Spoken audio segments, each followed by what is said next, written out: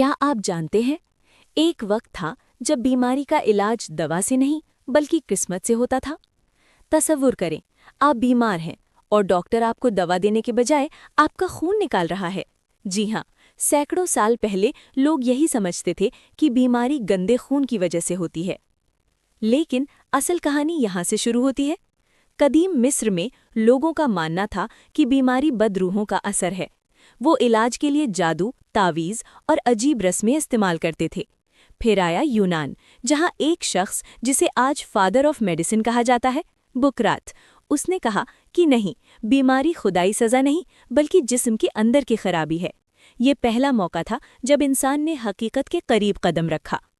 کہانی ابھی اور بھی خطرناک ہے۔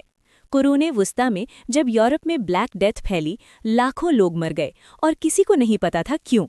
لوگوں نے بلیوں کو مارنا شروع کر دیا کیونکہ وہ سمجھتے تھے کہ یہ بیماری کا سبب ہے، لیکن حقیقت میں وہ چوہے تھے اور ان پر موجود جراثیم۔